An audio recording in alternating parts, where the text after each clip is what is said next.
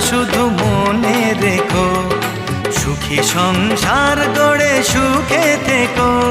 এ ঘর দুয়ার সব শূন্য করে যেতে হবে তোমাকে স্বামীর ঘরে। সাত পাকে